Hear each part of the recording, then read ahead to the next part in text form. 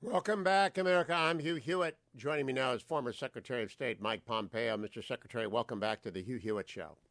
Good morning, Hugh. It's great to be with you again today. We talked last on August 20th as the fiasco in Kabul was beginning to come into public view. 10 days later, after the catastrophe at the airport and after the catastrophe of the evacuation, what is your summary of what we have seen since July of 2021? Well, goodness, this was a date certain set, and the bad guys took advantage of it.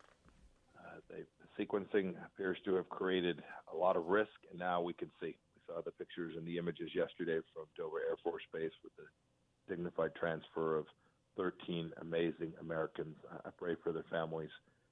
We still are struggling today. We're less than 24 hours now from the committed deadline. President Biden has been unwilling to move even by an hour.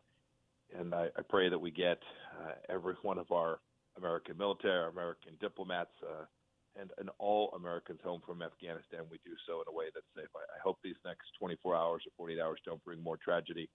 I fear that what's after this could be even worse. You've been watching the administration and the president respond, not respond, stumble, face plant for 10 days. Could you conceive of anything being handled worse than the last 10 days have been handled? Boy, it's been really unfortunate. Unfortunate because the American people deserve better than this. The American people deserve American leadership who tells them, here's what's really going on, right? We've seen them make misstep after misstep in just the communications of this, right? First saying, well, we think we've got this many Americans. It's just been very confusing for the American people. We tried to make it always very straightforward. We had a couple missions there. One was to get our young men and women home when the conditions were right to do so. And second, to preserve the capacity to make sure that we were never attacked in the way that, 12 days from 20 years on happened in New York and in Washington and in Pennsylvania. Those were our twin missions. We talked about them often. We used every tool of our power to try to achieve them. And these last 10 days, we've watched the administration create an enormous amount of risk that resulted in the largest loss of death in Afghanistan in over a decade. Let me review, Mr. Secretary, the Trump administration policy on Afghanistan.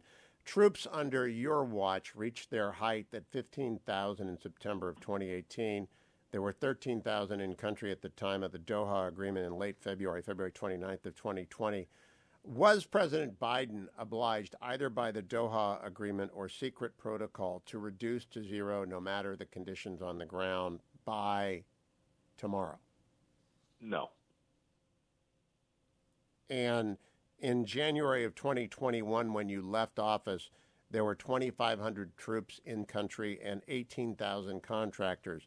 Was he obliged by the Doha Agreement or secret agreement to get rid of those 2,500 or those 18,000 contractors by a date certain ever? No, Hugh. In fact, we always knew that the numbers, the actual troop numbers, were conditions based. By the way, the Taliban knew this, the Afghan government knew this, the Hazaris knew this, the Northern Alliance folks in the north knew this. Everyone with whom we were having conversations, with whom we were trying to get to the table, understood that we were going to preserve and protect America's interests. And so the deal had a May 31st objective. It was conditioned on a series of commitments that the Taliban had made. It also had a series of commitments that the Afghan government had made about how they would behave as well. If those conditions were met, we were going to measure twice before we departed. And in fact, as you know, we wanted to get down as small as we possibly could, as fast as we could. You talked about the steps along the way. I think it was from 15,000 to 8,600, then to about 4,500, then to just over 2,500. Each time we measured, we evaluated the conditions on the ground, we consulted with the military, made sure that we had the security levels right to prevent precisely what we've seen happen there. We would have loved to have taken one more step before we departed, but the conditions simply weren't right. President Biden was under no obligation to do so, in the same way we were under the Trump administration was under no obligation to do so. He made this choice. He made this choice to put first September 11th and then ultimately tomorrow, August 31st, as the deadline. He appears to be unwavering in his commitment to doing that. In March of 2021, President Biden, that it might be November before he completed the withdrawal. On April 14th, he announced it would be withdrawn by September 11th. Bagram was vacated on July the 2nd. On July the 8th, President Biden changed the departure date to August of 31st.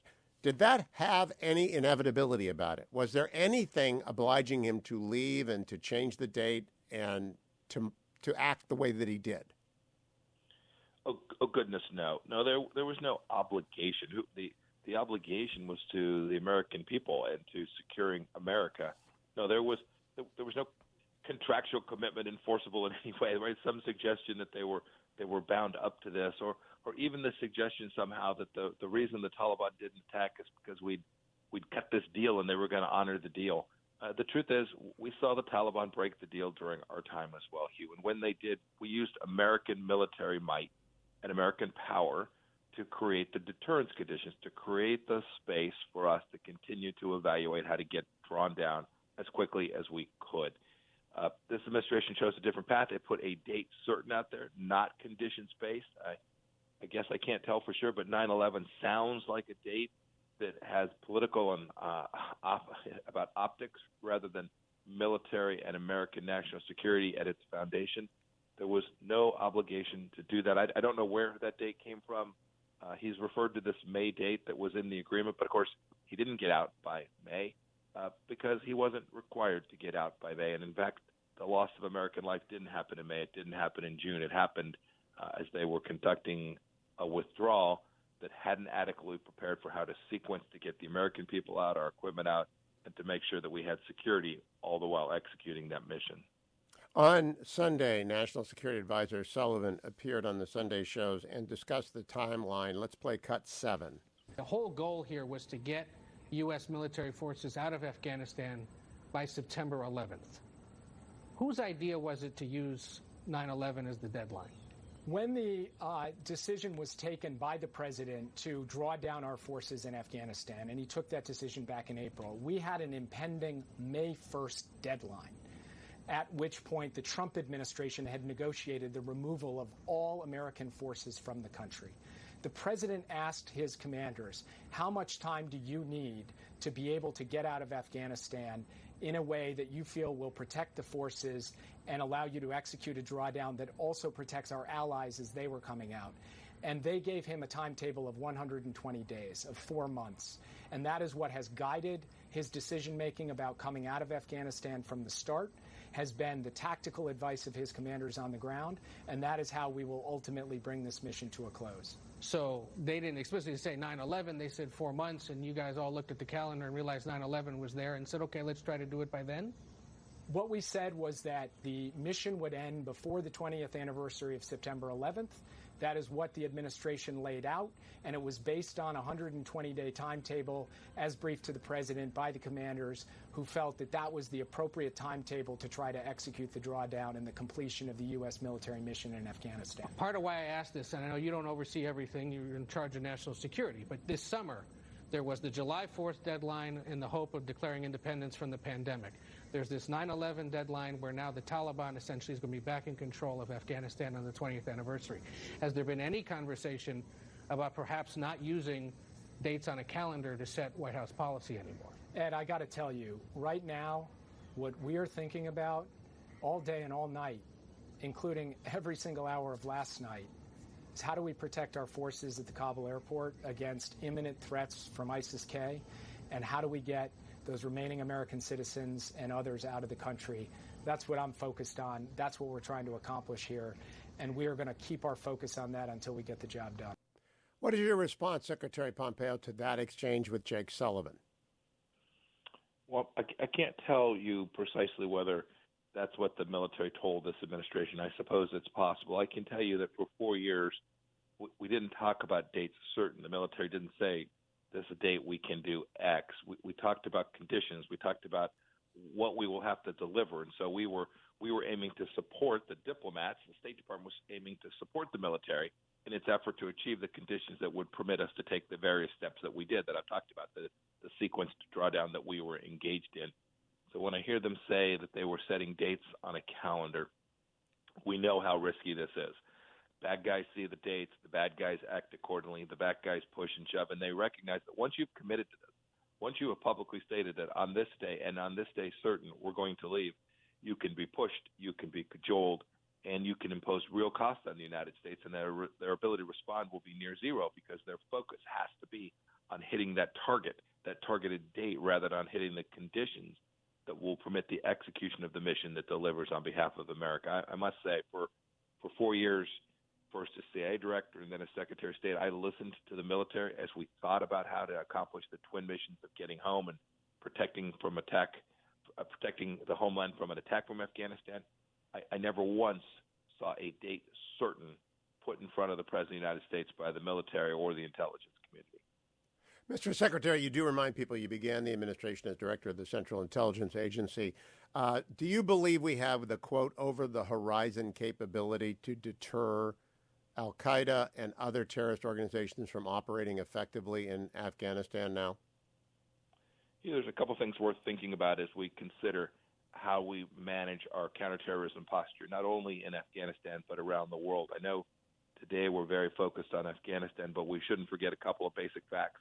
First, al-Qaeda operations. The senior leadership of al-Qaeda today is not in Afghanistan. It is not in Pakistan.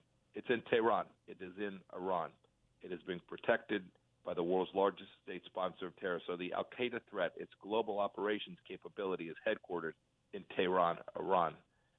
We shouldn't forget that. We took an important mission. The CIA took a strike on one of those very senior leaders in Iran now just over, a year ago. We took him out. I hope this administration is focused on continuing to degrade al-Qaeda's capability.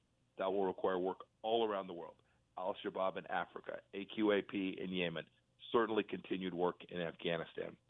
As for the specific case of Afghanistan, I don't know what the administration has actually done to prepare for the capacity to deliver. We do have a set of capabilities that let us do counterterrorism operations without a substantial footprint on the ground. It is difficult to do in Afghanistan, but I hope they've left the tools and the mechanisms in place that we can have a sense of what's going on the ground there and the capability to go disrupt terror plots aimed at the homeland from Afghanistan, as well as for threats from other radical Islamists, not just al-Qaeda, but certainly ISIS and the others as well, whether they come from Afghanistan, whether they come from Southeast Asia, or whether they come from Africa or Europe. This is an important capability that the United States has had built up over 20 years, and the willingness to commit to a date and pull everything out suggests that they haven't taken the precautions with an adequate level of seriousness. When I interviewed you at Langley for MSNBC, you talked about the men and women of the intelligence community and how devoted they were to their task and purpose. Do you think they have left in place the kind of assets and communication structure that would allow us to operate something there, to give us an idea of what's going on there? I don't know. There's always two things. You asked the right question. You asked the right question that day. It seems like a long time ago now when we were together out at Langley. You asked the right question. It's not just the right resources. I hope those are in place. It is also absolutely vital that you have the rules of engagement right.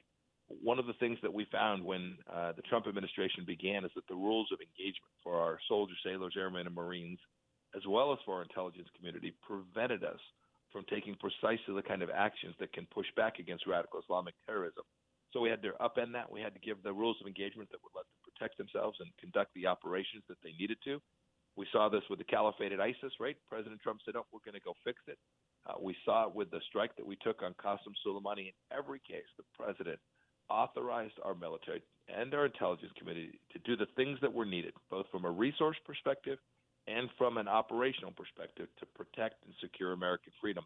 I hope, Hugh, that what is now still going to be in Afghanistan is capable of delivering both the resources and the opportunity, the rules of engagement that will permit us to protect America and the American homeland from threats that emanate from Afghanistan and the caves of Tora Bora. Now, Secretary, you have been personally criticized for signing the Doha Agreement. You have been the subject of a great deal of attacks by the publication and republication of the picture you took with Abdul Baradar, and for the release of 5,000 Taliban not long after the Doha Agreement. How do you respond to each of those, your agreement to Doha, the taking of the picture, the release of the prisoners? Well, we were working on the two missions that President Trump gave us. He wanted this process. We call it the peace and reconciliation process, trying to take down the risk to Afghan women, Afghan civil society, by beginning a set of conversations. No administration in history had ever had all the Afghan interests sitting around the table. We achieved that. Three presidents before us had tried to do that. They tried to get this right, to get the Afghans to at least talk to each other. We started that process. It began with the Afghan government and President Ghani, an incredibly corrupt official. It then transitioned to conversations with the Taliban and with other leaders in Afghanistan, including non-governmental organizations, women's groups, civil institutions inside of Afghanistan. We were working to put them all together. And so we signed an agreement with the Taliban. We signed an agreement with the Afghan government aimed directly at protecting and securing American freedom and trying to create the conditions for Afghan peace. We always knew, Hugh, this was a multi-year, maybe a decade, maybe 20-year proposition. I think of Colombia with the negotiations with the FARC. But these conversations go on for years, but you have to begin them somewhere, and it's always with your adversaries and your enemies that you end up making peace. And so we began to work, but we never did this, Hugh. We never did this with a misunderstanding of who the Taliban was and their connections to al-Qaeda. We got them to promise to break with al-Qaeda, but we didn't trust that promise. We were requiring them to begin to deliver on that promise. And when they didn't, we punished them. We imposed real costs on them. This was an effort that was important. I'm glad we began down this path. I hope it will ultimately deliver some results that will make life better for the Afghan people. But the conversations about how to execute on this mission will always focus on protecting America. We did that. For the last 14 months of our administration, we didn't have a senior American official attacked by the Taliban. This is something that was not because of a piece of paper. It was because of American power and President Trump's deterrence model that we had established. You said senior American. I think you meant a single American attack. A single, yes. No, we didn't have a single attack on America by the Taliban from February of 2020 till the end of our administration. So on Thursday of last week, former President Trump joined me on the air. He told me of a conversation he had with Mullah Baradar. Were you on that conversation, on that call, Mr. Secretary? Yes, sir, I was. Who else was on that call? You know, I don't recall. It wouldn't surprise me if Ambassador O'Brien was on the call, but I don't know for sure. I know that I was part of the call along with the president where he wanted – I'd been talking with Mullah Baradar, and he wanted to speak to him as well to emphasize and re-emphasize what I had told the Taliban about the costs we would impose on them if they didn't comport with the American demands. President Trump's description of that was colorful. Do you recall the conversation including a threat to Baradar? Yes, I remember it well. It was a very direct conversation. The president was unambiguous about the way we would respond if they came after a single American. There was probably some colorful language, not ripe for FCC scrutiny. But suffice it to say, I don't think there was any doubt in the senior Taliban leadership's mind that the United States would respond in a way that would impose disproportionate costs on them if they attacked an American. Was the leader of the Taliban at the end of that conversation afraid of America using either MOABs or even weapons of greater impact than that? I am confident that he was very concerned we would use every American tool to protect our interests. Now, again, I want to go back to the release of the 5,000 Taliban in the aftermath of Doha. That's been widely criticized. It's not the same as what happened at Bagram in the aftermath of the collapse that we're going through. Who were those 5,000? Why were they released?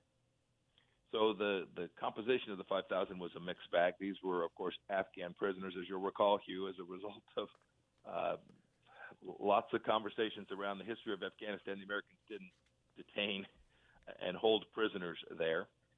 These were Afghan prisoners. They were part of the conversation. The decision to release them was the Afghan government decision. We watched it. There were a certain number of folks that we made clear were unacceptable. So we drew lines about who could be released and who couldn't. I'm confident that there were bad guys amongst those who were released, but it was part of the process to deliver on what would ultimately, we prayed, be less fighting, a reduced civil war, better lives for the Afghan people. The people who have been released subsequent to that and in the collapse of our effort there, are they significantly worse than those 5,000? Do they include the worst of the worst? You know, Hugh, I don't know exactly who all's gotten out. We were very careful. We had a big list where we blackmarked and said, nope, this person's not going to get out. You can't let this person out. The Afghan government honored that. They didn't release anyone that we had asked them to continue to detain. I'm sure that there were even worse actors that have gotten out as a result of the fact that now it's Katie bar the door and the Taliban has complete control of the country. Not only will those actors be worse, but the capacity to monitor them and respond to the actions that they take is now greatly diminished as well. President Biden, has repeatedly stated that al-Qaeda is finished in Afghanistan. Is that your belief, Secretary Pompeo? No, it's not finished, although I must say, from where we were in September of 2001 or even in September of 2011, 10 years ago, we are in a much better place in Afghanistan. When we left office, there were fewer than 200 al-Qaeda operatives inside of Afghanistan, some across the border in Pakistan as well. So there is substantial progress that had been made with respect to al-Qaeda. That is absolutely true. But they're not finished. The Taliban are deeply connected to them. Siraj Haqqani, who we've been trying to catch for an awfully long time, is a senior member of the Taliban team. There's a bunch of folks who are complicit in work that are on the other side in the Pakistani border as well. So no, the risk from al-Qaeda remains, but we do have to keep in mind, not just from Afghanistan. This is a global organization headquartered in Iran. We have no allies in the region, as far as I can tell. That was not the case in 2001 when we began the invasion. It is the case, and Vladimir Putin has said we are not welcome in Tajikistan and elsewhere. Do you have any hope that Team Biden will establish the relationship with any of the neighboring countries that will allow us to operate in an overwatch from other than the Reagan, which has been deployed from the Pacific to off the coast of Pakistan, which has left the South China Sea naked? That's an important question. I spent a fair amount of time in Central Asia. We worked hard with the Uzbeks, the Tajiks, the Kazakhs, all aimed at solving the central conundrum. Afghanistan is in a very difficult place for America to access. I hope that they are working on this very problem set. I hope they're working on it in the very near term. Those are the most likely places, as the Americans who are left behind after our departure tomorrow. That's the most likely way we're going to be able to get Americans out on a continued basis after September 1st of this year. I hope they're working with those countries to permit civil flights and, if need be, military flights into and out of their country to deliver both Americans back home, Hugh, as well as to continue to perform the intelligence collection and then the operations necessary to protect us from Afghanistan. Those Central Asian countries are in a difficult place. They will continue to need American support. I hope we will use that support in a way that delivers on the interests that matter most to the American people. Before I get to reestablishing deterrence with Taiwan and Ukraine over China and Russia, respectively, I want to talk to you about the evacuation. Senator Hagerty, who was Ambassador Hagerty under your watch at State, said very sharply last week that the evacuation plan is the responsibility of the ambassador. It is clear we did not have an evacuation plan. We have a lot of excuses as to why Americans had to be rounded up, why many have been left behind, why the SIVs were not issued. Who is responsible for the utter failure of the State Department in Afghanistan to prepare our allies to get out and even Americans to get out?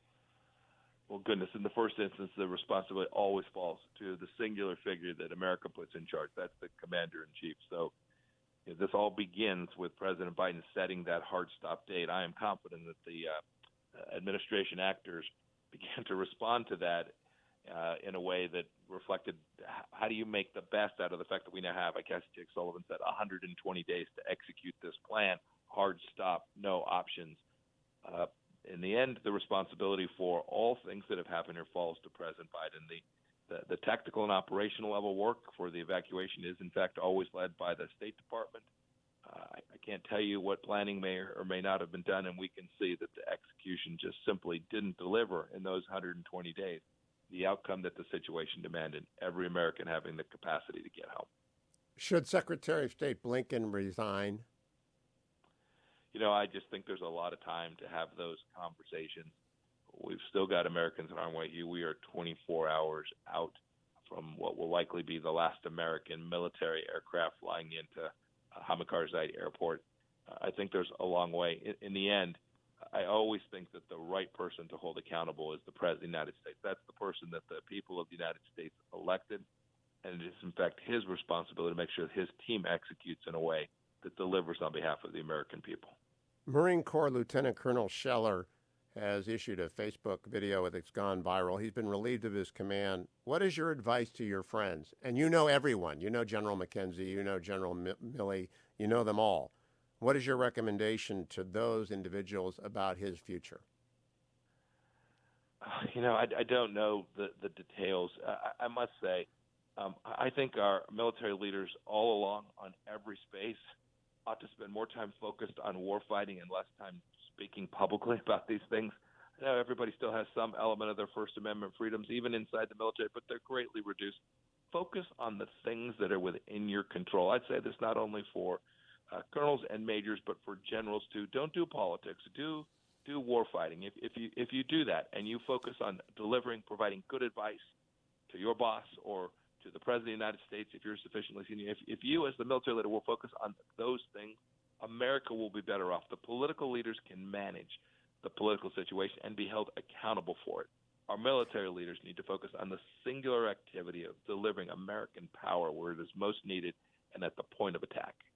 Mr. Secretary, you're probably going to seek the highest office. It's not certain yet. But if you obtain that and a general really disagrees with the decision that you make, do you expect that general to speak up and get out, or do you expect that general to speak up and then execute? What do you expect of generals who disagree with you if you become the commander-in-chief? No, the military works for the commander-in-chief. We have civil authority. I would expect every general to tell me no BS, what they really believe, why they believe it, demonstrate why their point is right. The president's responsibility is to listen to that and then make the difficult political decisions that our presidents are often asked to make. That military leader then has to make his or her own decision. If the answer is the president is giving you a lawfully executable order, your mission is very clear. It is to go execute that mission to the utmost of your capability and direct that your team do that as well. If it's unlawful or just you find the order to be immoral, then you have a responsibility to resign, to leave your post. It is not an option to either undermine what the President of the United States is trying to do or to ignore that lawfully given order. I hope our leaders are doing that, our military leaders are doing that. They're focused on their lane, delivering American military power, and they're giving the president their honest assessment of the risks connected to that. I saw that for 4 years. I saw our military leaders tell the president of the United States, here's what we think will happen if you do X, here's what the risks are if you do Y, here's the opportunity if we do Z. I watched them do that, and I saw the president evaluate their input, take it on board, and then make the tough decisions that only the commander-in-chief can actually take. All right, now to deterrence. We have been badly damaged by the events of the last 4 months in the eyes of the world. China mocks us, Russia mocks us. What ought we to do to reestablish deterrence, particularly with regards to Taiwan and Ukraine, Secretary Pompeo? So deterrence is the central thesis of how American security policy has been executed for the last 40 years. President Reagan massively talked about peace through strength. We did it as well. Right? When we were threatened by the Iranians, we struck Qasem Soleimani. When ISIS was on the run, we took down the caliphate. In every place, I think the world understood that President Trump was prepared to do what was required to protect America's interests. We can get that back here as well. A good start would be in a place like Taiwan, a big delegation, the delivery of actual military hardware in support of the defense of Taiwan, conference in Japan, making clear that the allies were all focused on the security of the people of Taiwan. Those would all be simple things that could be executed next week or the week after and would send a message to the Chinese Communist Party. We may not have gotten it right in Afghanistan, but we are going to be with our friends, our allies. We're going to support those people who we are committed to the fullest extent of America's capacity. I would welcome seeing that. I think the world would welcome seeing America reassert itself on the global stage in the way that we had for the last 4 years before this administration. What is the role of Congress now? Obviously, it's a Democratic Congress. That may change in 2022. I know Cav PAC, your PAC, is working to change that. But what ought Congress to do in a bipartisan fashion right now about the catastrophe that's befallen Afghanistan? Well, there'll be time for hearings and the like to evaluate how this came to be, how we left Americans behind, and how we ended up with 13 Americans killed in the final days of our time there in Afghanistan. Completely appropriate that those hearings take place. But moreover, every leader, Democrat and Republican alike, should demand that this administration learn from this and demand that we respond in a way around the world, right? By supporting our friends on Taiwan, by supporting the Israelis, right? Another good action to reestablish deterrence would be to tell the Iranians, we're done with this conversation about your nuclear program. We're simply done with it. We're going to go extend the sanctions, impose even harsher sanctions on the Iranian regime, at least until such time as you expel al-Qaeda from your country. That would be a simple thing instead of talking about how much money we can transfer to these folks to convince them that they should behave in the way we want it. The deterrence model works. American power has always delivered for the American people. I hope this administration will get it, and every member of Congress should demand that this administration move towards those objectives. My last question, Mr. Secretary. You're too young to remember the late 70s. I was with President Nixon in San Clemente when this happened. Iran fell, and there was a great sense of inadequacy and gloom. It's all over the country right now. You can cut it with a knife. Everybody feels not only sad, but deeply frustrated and somewhat concerned that America's best days are behind her and that we are going to retire from the world stage. What do you do about that? What do you say to people who are listening to this podcast, this radio show about that? America's best days aren't behind it. It's not the case. America will get it right. The American people will demand that the right leaders are put in place. We're going to have an election. Goodness, it's just 14 months from now. The right leaders will be put in place. I hope this administration itself will regroup and get it right. I pray for them to be successful. It's important for America that they are. America's best days are not behind it. We are not a nation in decline. We are a robust, capable people. And I am very confident the American people will rally, even in the face of this challenge that we're seeing in Afghanistan today, to begin to deliver on the promise that our founders laid before us. But will we retreat into isolation? That is, the request from the right is to retreat into isolation. The request from the left is to disarm. The critics of the Trump-Doha agreement say it was a terrible moral failure from which we cannot recover. What do you say to all of them about Reaganism? I haven't seen the demand from the American people for isolationism. I'm going to be in New Hampshire tomorrow. I've been out campaigning in Nebraska and in Texas, all across the country. I see Americans demanding that American leaders stand up, protect America, do it in a way that doesn't require 20, 40, 60,000 soldiers in some difficult place, but uses the tools that we have, the economic might that we have, the diplomatic capability we have, our military capacity to inflict costs on our adversaries when the time is right. I see an America that is prepared to support our military. Americans want our law enforcement funded. All the things that we have known as the center point of American institutions, I think, remain. I think the voice of the American people is going to be heard loud and clear. And while we're going to have some difficult days here in Afghanistan in front of us, I am very confident that America will do what it has always done in difficult times, but it will rally, and we will deliver America that is respected in the world and the world's leader for the next 245 years as well. Former Secretary of State Pompeo, thank you for joining me again. Hugh, thank you, sir. Have a good day. You too.